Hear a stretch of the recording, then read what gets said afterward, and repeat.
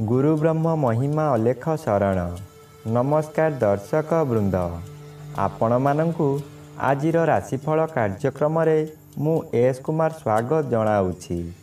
प्रतिदिन निजर राशिफल जानिबा पई गुरुकृपा यूट्यूब चैनल को सब्सक्राइब करंतु और पाखरे थिबा बेल आइकन को प्रेस करी ऑल नोटिफिकेशन ऑन करी दियंतु, जहा फल रे आमे जेते बेले वीडियो अपलोड करिवो प्रथमे आपण वीडियो देखि पारिबे।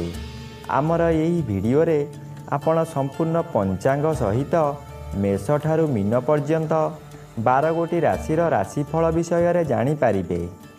वीडियो को दयाकरी शेष पर्यंत देखंतु। वीडियोटी भल लागिथिले वीडियो को लाइक करंतु एवं आपणक प्रियजन पाखु शेयर करी जणांतु। एबे आसंतु जानिबा आज दिनर संपूर्ण पंचांग विषय। आज 2025 मसीहा जुलाई मास 22 तारिख मंगलवार, दिल्ली स्वराब्द सन 1432 साल, स्वाधीन भारताब्द 78 वर्ष, महिमाद 198 वर्ष। उत्कल गजपति श्री श्री गजपति दिव्य सिंह देव महाराजांकर 68 अंक। सौरस्व श्रावण मास 7 दिन, चांद्रमते श्रावण कृष्ण पक्ष त्रयोदशी तिथि, रात्रि 2 घंटा 54 मिनिट पर्यंत। आजिर सूर्योदय विरजा क्षेत्र को 5 घंटा 20 मिनिट, कर्कट लग्न सूनुदंड 56 लिता गते उदय। आजिर सूर्यास्त 6 घंटा 21 मिनिट, मकर लग्न सूनुदंड 47 लिता गते अस्त। आज वृषचंद्र प्रातः 6 घंटा 48 मिनिट पर्यंत, एहा परे मिथुन चंद्र, मृगशिरा नक्षत्र अपराह्न 6 घंटा 10 मिनिट पर्यंत। आज जन्मित शिशुर वृष राशि वैश्यवर्ण देवगण, प्रातः 6 घंटा 48 मिनिट गते मिथुन राशि शूद्रवर्ण देवगण एवं अपराह्न 6 घंटा 10 मिनिट गते नरगण। आज मृत व्यक्तिर एकपाद पुष्कर दोष, निषिद्ध खाद्य। आज बाईगण भोजन निषेध अटे। आजिर अमृत जोग दिवा 7 घंटा 56 मिनिट गते 11 घंटा 16 मिनिट मध्य, दिवा 1 घंटा 4 मिनिट गते 2 घंटा 51 मिनिट मध्य, अपराह्न 3 घंटा 48 मिनिट गते 4 घंटा 55 मिनिट मध्य, अस्तरु रात्रि 7 घंटा 43 मिनिट मध्य, रात्रि 9 घंटा 24 मिनिट गते 10 घंटा 50 मिनिट मध्य एवं रात्रि 1 घंटा 54 मिनिट गते शेष रात्रि 3 घंटा 2 मिनिट मध्य। आजिर महेंद्र जोग नाही। आजिर काल बेला दिवा 12 घंटा 1 मिनिट गते अपराह्न 3 घंटा 33 मिनिट मध्य। आजिर 12 बेला प्रातः 6 घंटा 57 मिनिट गते दिवा 8 घंटा 27 मिनिट मध्य। आजिर काल रात्रि रात्रि 7 घंटा 51 मिनिट गते 9 घंटा 23 मिनिट मध्य। आजिर राहु काल अपराह्न 3 घंटा ठारू 4 घंटा 30 मिनिट मध्य। आज कन्या राशि घात चंद्र अपराह्न 6 घंटा 10 मिनिट गते कुंभ राशि घात नक्षत्र, घात तिथि नाही। मकर राशि घात 12। प्रिय बंधुगण, एबे आसंतु जानिबा मेष ठारू मीन पर्यंत 12 गोटी राशिर राशिफल विषय रे। राशि चक्रर प्रथम राशि मेष राशि।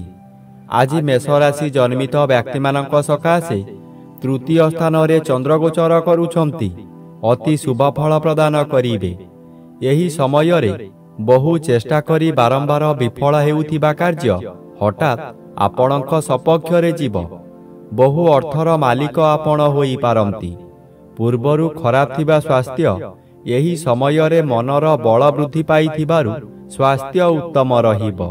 बंधु बांधव आपणकर प्रशंसा गान करिवे। ଉପରିସ୍ଥ ଅଫିସର ଆପଣଙ୍କ କାର୍ଯ୍ୟ ଦେଖି ପୁରସ୍କୃତ କରିପାରନ୍ତି। ଏବେ ଆସନ୍ତୁ ଜାଣିବା ରାଶିଚକ୍ରର ଦ୍ୱିତୀୟ ରାଶି ବୃଷ ରାଶି ବିଷୟରେ। ଆଜି ବୃଷ ରାଶି ଜନ୍ମିତ ବ୍ୟକ୍ତିମାନଙ୍କ ସକାଶେ ଦ୍ୱିତୀୟ ଚନ୍ଦ୍ର ଅନ୍ୟ ଗ୍ରହ ଦ୍ୱାରା ବାଧା ପାଉଥିବାରୁ ଅଶୁଭ ଫଳ ମିଳିବ ନାହିଁ। ଆପଣଙ୍କୁ କିଛି ବ୍ୟକ୍ତି ଅସହଯୋଗ କରୁଥିବା ସ୍ଥଳେ ଅନ୍ୟ କିଛି ବ୍ୟକ୍ତି ସହଯୋଗର ହାତ ବଢ଼ାଇ ଆପଣଙ୍କୁ ଉଚ୍ଚକୁ ଉଠାଇ ନେବେ। ବାଧା ଆସୁଥିବା ସ୍ଥାନରୁ ବିଳମ୍ବରେ ହେଉ ପଛେ ସଫଳତା ମିଳିବ। ଆପଣଙ୍କ ଉଦ୍ୟମ ଫଳପ୍ରଦ ହେବ। ଉତ୍ତର ଦିଗରୁ କୌଣସି ବ୍ୟକ୍ତି ଆପଣଙ୍କ ସହିତ ଯୋଗାଯୋଗ କରି ଶୁଭ ଖବର ଦେବେ। ଏବେ ଆସନ୍ତୁ ଜାଣିବା ରାଶିଚକ୍ରର ତୃତୀୟ ରାଶି ମିଥୁନ ରାଶି ବିଷୟରେ। ଆଜି ମିଥୁନ ରାଶି ଜନ୍ମିତ ବ୍ୟକ୍ତିମାନଙ୍କ ସକାଶେ ଶ୍ରୀଚନ୍ଦ୍ର ଗୋଚରରେ ଭ୍ରମଣ କରୁଥିବାରୁ କେତେକାଂଶରେ ଶୁଭ ଫଳ ମିଳିବ। ଘରକୁ କୌଣସି ଅତିଥି ଆଗମନ କରିପାରନ୍ତି। ଗୃହରେ ଖାଇବା ଧୁମଧାମ ହେବ। ନୂତନ ବସ୍ତ୍ର ଆଭୂଷଣ ବ୍ୟବହାର କରିବେ।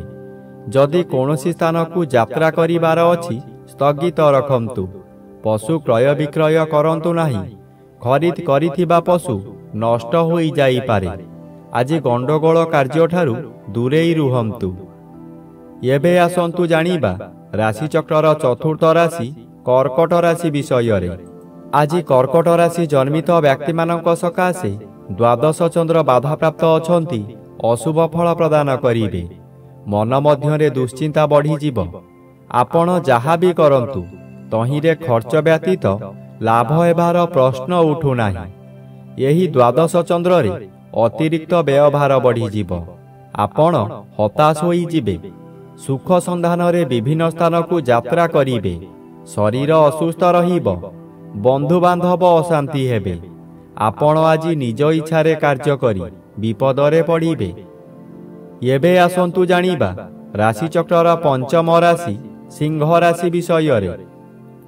ଆଜି ସିଂହ ରାଶି ଜନ୍ମିତ ବ୍ୟକ୍ତିମାନଙ୍କ ସକାଶେ ଏକାଦଶ ଚନ୍ଦ୍ର ଅନ୍ୟ ଗ୍ରହ ଦ୍ୱାରା ବାଧା ପାଉଥିବାରୁ ଶୁଭ ଫଳ ବଦଳରେ ଅଶୁଭ ଫଳ ମିଳିବ। ଆପଣଙ୍କ ଆୟ କ୍ଷେତ୍ରରେ ପ୍ରତିବନ୍ଧକ ଆସିବ।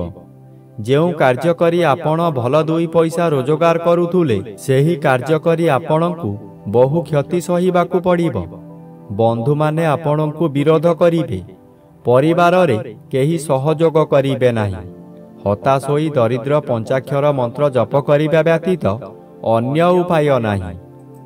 ଏବେ ଆସନ୍ତୁ ଜାଣିବା ରାଶିଚକ୍ରର ଷଷ୍ଠ ରାଶି କନ୍ୟା ରାଶି ବିଷୟରେ।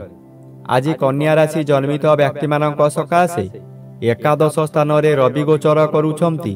ଶୁଭ ଫଳ ପ୍ରଦାନ କରିବେ।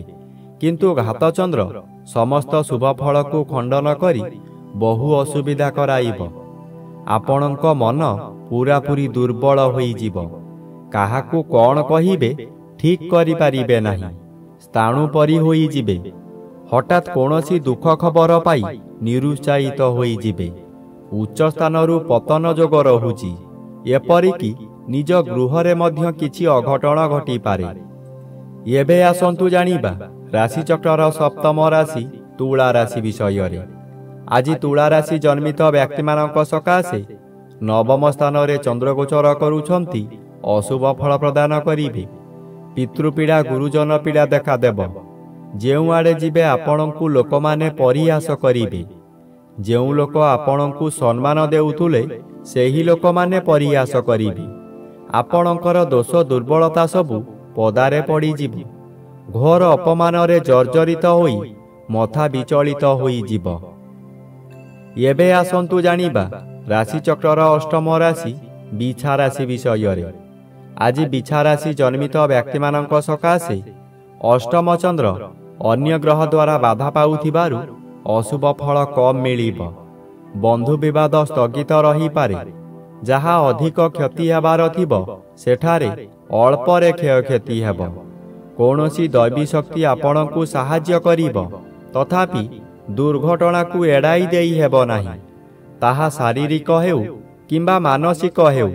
ପ୍ରଭୁପାଦରେ ମନୋନିବେଶ କଲେ ରକ୍ଷା ମିଳିବ। ଏବେ ଆସନ୍ତୁ ଜାଣିବା ରାଶିଚକ୍ରର ନବମ ରାଶି ଧନୁ ରାଶି ବିଷୟରେ। ଆଜି ଧନୁ ରାଶି ଜନ୍ମିତ ବ୍ୟକ୍ତିମାନଙ୍କ ସକାଶେ ସପ୍ତମ ସ୍ଥାନରେ ଚନ୍ଦ୍ରଗୋଚର କରୁଛନ୍ତି।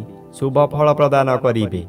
ଆପଣଙ୍କ ପରିବାର ମଧ୍ୟରେ ହସଖୁସିର ଉତ୍ତମ ବାତାବରଣ ଆସିବ। ଏହି ସମୟରେ ଆପଣଙ୍କ ଜନ୍ମସ୍ଥାନଠାରୁ ଦୂରରୁ ଖୁସି ଖବର ମିଳିବ। ଆୟ ବୃଦ୍ଧି ହେବ। ସ୍ୱାମୀ କିମ୍ବା ସ୍ତ୍ରୀ ଜଣେ ଅନ୍ୟ ଜଣଙ୍କୁ ନିବିଡ଼ ଭାବରେ ଭଲ ପାଇବେ। ଯାହା ବ୍ୟବସାୟ କରୁଛନ୍ତି ତହିଁରେ ଆଶାଠାରୁ ଅଧିକ ଆୟ ହେବ। ଭବିଷ୍ୟତ ସକାଶେ ସଞ୍ଚୟ ହେବ।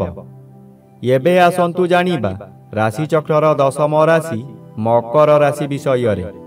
ଆଜି ମକର ରାଶି ଜନ୍ମିତ ବ୍ୟକ୍ତିମାନଙ୍କ ସକାଶେ ଷଷ୍ଠ ସ୍ଥାନରେ ଚନ୍ଦ୍ରଗୋଚର କରୁଥିବାରୁ ଶୁଭ ଫଳ ମିଳିବ। ଆପଣଙ୍କ ପରିବାର ମଧ୍ୟରେ ହସଖୁସିର ଉତ୍ତମ ବାତାବରଣ ଖେଳିଯିବ। ବିଗତ ଦିନମାନଙ୍କରେ ଆପଣ ପ୍ରତ୍ୟେକ କାର୍ଯ୍ୟରେ ଫେଲ୍ ମାରିଥିଲେ। ଏବେ ଯେଉଁ କାର୍ଯ୍ୟ କରିବାକୁ ଆଗ୍ରହ ପ୍ରକାଶ କରିବେ ତହିଁରେ ସଫଳତା ନିଶ୍ଚୟ ମିଳିବ। ଷଷ୍ଠ ଚନ୍ଦ୍ର ଆର୍ଥିକ ଦୃଷ୍ଟିରେ ଉନ୍ନତି ଆଣେ। ଆପଣ ଯେଉଁ ବ୍ୟବସାୟ କରୁଛନ୍ତି ତହିଁରେ ଆଶାଠାରୁ ଅଧିକ ଆୟ କରିବେ।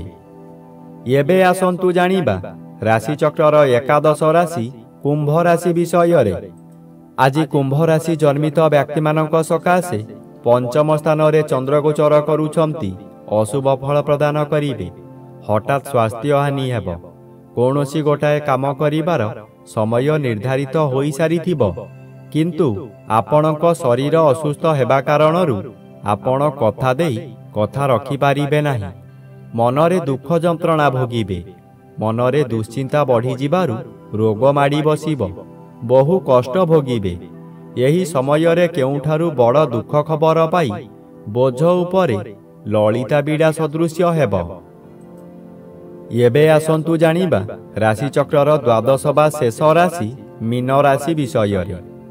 ଆଜି ମୀନ ରାଶି ଜନ୍ମିତ ବ୍ୟକ୍ତିମାନଙ୍କ ସକାଶେ ଚତୁର୍ଥ ଚନ୍ଦ୍ର ବାଧାପ୍ରାପ୍ତ ଅଛନ୍ତି। ଶୁଭ ଫଳ ବଦଳରେ ଅଶୁଭ ଫଳ ପ୍ରଦାନ କରିବେ। ଆପଣ ଅର୍ଥ ସକାଶେ ବିକଳ ହୋଇ ଚତୁର୍ଦିଗ ଭ୍ରମଣ କରିବେ, କିନ୍ତୁ କୌଣସି ସୁଫଳ ମିଳିବ ନାହିଁ। କଥାରେ ଅଛି, ଯେଣେ ଇଚ୍ଛା ତେଣେ ଯା, କର୍ମ ଘେନି ବୁଲୁଥା। ଆପଣ ଯାହା କରନ୍ତୁ ଖାଲି ଅର୍ଥହାନି ହେବା ଛଡ଼ା ଲାଭ ହେବାର ପ୍ରଶ୍ନ ଉଠୁନାହିଁ, ଯାହାଦ୍ୱାରା ମାନସିକ ଚାପରେ ଆପଣ ବିଚଳିତ ହୋଇଯିବେ। ଆପଣଙ୍କ ମନ ମଧ୍ୟରେ ଗୋଟାଏ ଅଜଣା ଆତଙ୍କ ଖେଳିଯିବ।